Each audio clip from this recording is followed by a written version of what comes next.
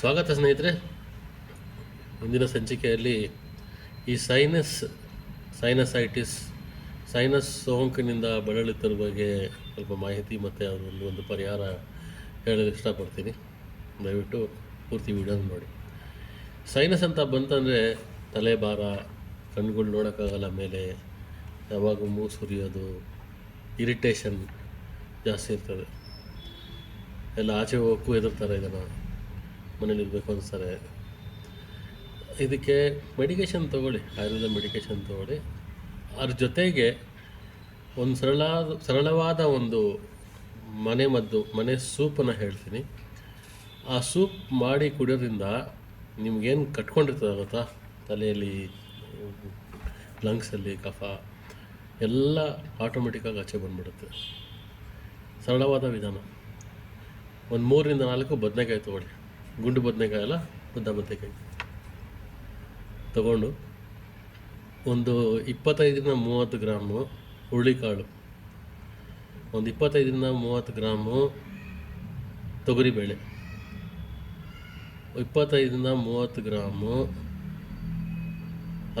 ಹೆಸರುಬೇಳೆ ತಗೊಂಡು ಅದನ್ನು ಒಂದು 2 ಲೀಟ್ರ್ ನೀರು ಹಾಕ್ಬಿಟ್ಟು ಚೆನ್ನಾಗಿ ಕುದಿಸಿ, ಯಾವುದನ್ನ ಬದನೆಕಾಯಿ, ತೊಗರಿಬೇಳೆ, ಹುರುಳಿಕಾಳು ಮತ್ತು ಹೆಸರುಬೇಳೆ ಇದನ್ನು ಚೆನ್ನಾಗಿ ಕುದಿಸಿ ಅದು ಸೂಪ್ ಥರ ಆಗುತ್ತೆ.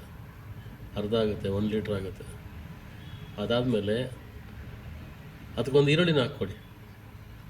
ಬದನೆಕಾಯಿ, ಈರುಳ್ಳಿ, ಬೇಳೆಗಳು ಹಾಕ್ಕೊಂಡು ಚೆನ್ನಾಗಿ ಕುದಿಸ್ಕೊಂಡು 2 ಲೀಟ್ರ್ ನೀರು 1 ಲೀಟ್ರ್ ಆಗುತ್ತಲ್ಲ, ಕೆಳಗಡೆ ಇಳಿಸ್ಕೊಂಡು ತಣ್ಣಗೆ ನಾರ್ಮಲ್ ಟೆಂಪ್ರೇಚರ್ ಬಂದಾಗ ಅದಕ್ಕೆ ಸ್ವಲ್ಪ ಪಿಂಕ್ ಸಾಲ್ಟು, ಒಂದು ಟೇಸ್ಟ್ಗೆ ಆದಷ್ಟು ಪಿಂಕ್ ಸಾಲ್ಟು, ಆಮೇಲೆ ಅದಕ್ಕೆ ಒಂದು 4-5 ಚಿಟಿಕೆ ಅಷ್ಟು ಮೆಣಸಿನ ಪುಡಿ, ಮೆಣಸಿನ ಕಾಳು ಬರ್ತಲ್ಲ, ಮೆಣಸಿನ ಪುಡಿ, ಆಮೇಲೆ ಒಂದು 2 ಪಿಂಚಷ್ಟು ಹಿಪ್ಪಳಿ, ಆಮೇಲೆ ಒಣಶುಂಠಿ 1 ಸ್ಪೂನ್ ಹಾಕಿ ಚೆನ್ನಾಗಿ ಮಿಕ್ಸ್ ಮಾಡಿಕೊಂಡು ಅದನ್ನು ಬೆಳಿಗ್ಗೆ ಒಂದು 2 ಕಪ್ಪು ಮತ್ತು ರಾತ್ರಿ ಮಲಗೋ ಮುನ್ನ 1 ಕಪ್ಪು. ಈ ಥರ 1 ವಾರದಿಂದ 10 ದಿವಸ ನೀವು ಮಾಡ್ದೆ ಅಂದರೆ ನಿಮ್ಗೇನು ಕಫ ಕಟ್ಕೊಂಡಿರ್ತದೋ, ಏನು ಇರಿಟೇಷನ್ ಆಗ್ತಾಯಿರ್ತದೋ ಅದರಿಂದ ನಿಮಗೆ ರಿಲೀಫ್ ಸಿಗುತ್ತೆ. ಕಫ ಎಲ್ಲ ತೆಗೆದಾಕ್ಬಿಡ್ತದೆ.